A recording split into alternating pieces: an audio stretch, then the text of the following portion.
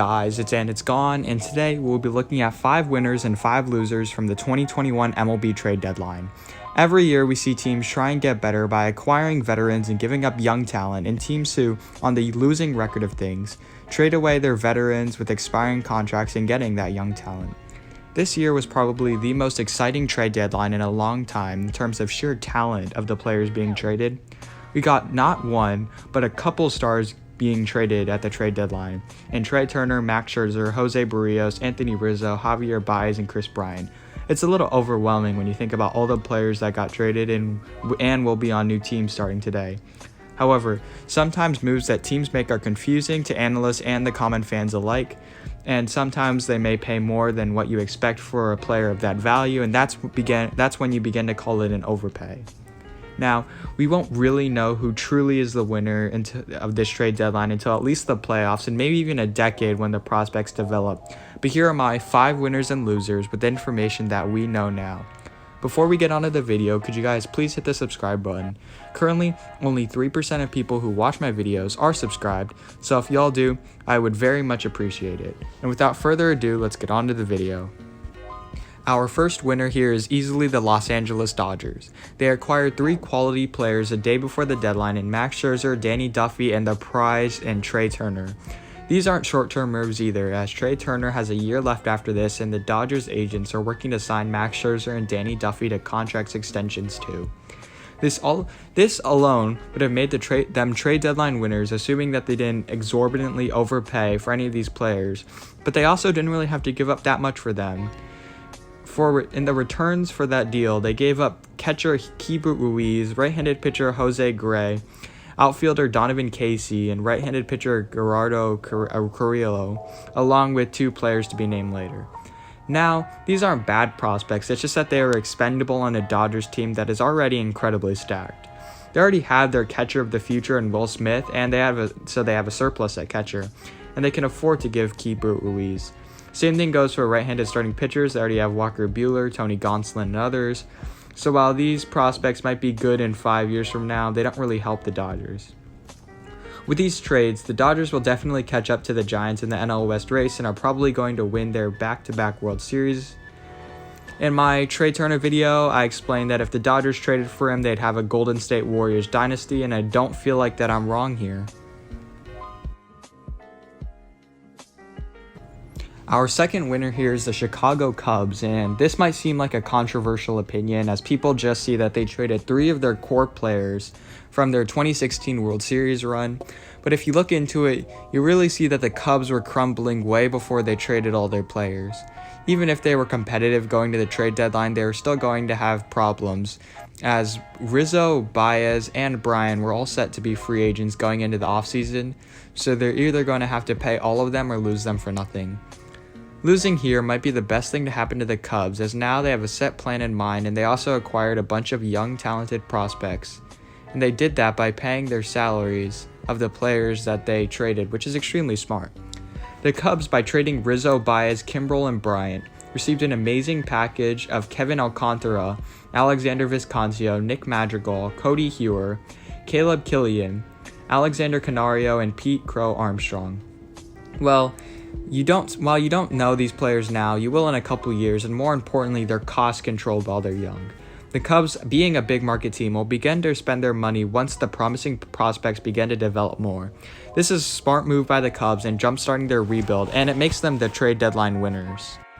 Our next winner here is the New York Yankees, and this isn't because of a situational buy/sell like the Cubs. It's just that they are able to get quality players without having to part with their big prospects in Jason Dominguez, Clark Schmidt, Deivi Garcia, and Oswald Peraza. They are also to get 2 of the biggest pieces on the trade market, and left-handed hitter Anthony Rizzo and left-handed hitter Joey Gallo, making their lineup a bit more balanced.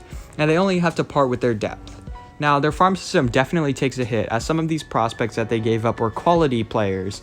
But when you look at evaluating prospects, upside often trumps everything else. The Yankees were also pushed up against the luxury tax barrier, and they did something very smart by making the teams that traded Joey Gallo and Rizzo and the Cubs and Rangers to pay their salaries for that year. Now, while the Yankees want to re-sign Joey Gallo and Anthony Rizzo, they have a lot of big contracts already, and probably at least one of them, if not both, are going to leave in free agency. So that makes it all the more important for the Yankees to at least make the playoffs and win the World Series. If they don't, it'll be all for nothing. But so far, the Yankees do look like winners here. People projected that if the Giants were going to make any big moves, they're going to have to trade either their top prospect in Marco Luciano or their second best prospect in Joey Bart.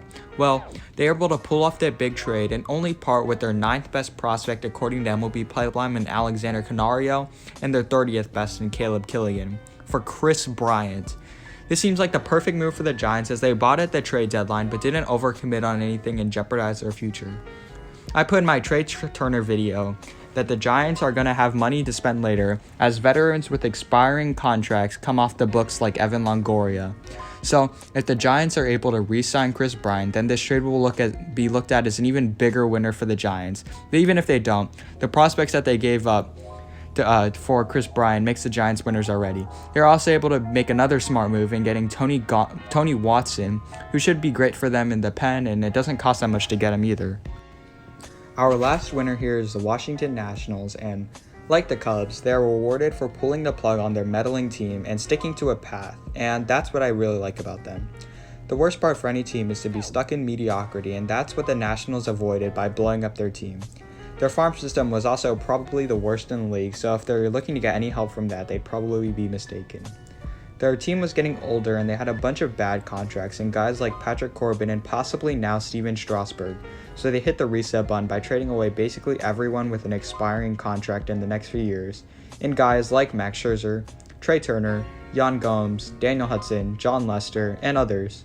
In return for those players, the Nationals get outfielder Lane Thomas, Drew Millas, Seth Schumann, Richard Gush, Aldo Ramirez, Mason Thompson, Keith Ruiz, Hosea Gray, outfielder Donovan Casey, and right-handed pitcher Gerardo Carrillo, and Jordy Barley. While the only prospect that really has superstar potential here is Keith Ruiz, they get many talented prospects, and by the sheer amount of them, some of them are going to turn out fine.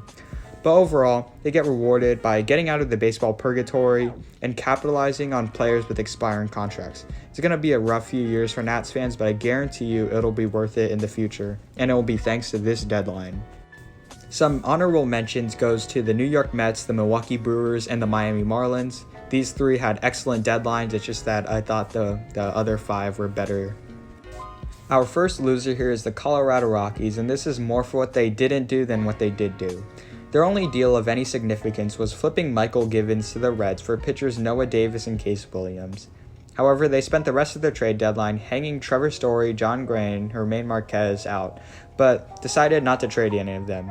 I would assume this is because they wanted the compensation pick for Story and Gray, but if they traded him in the offseason or even traded him now, they probably would have gotten a bigger package than a pick in the mid to late 30s.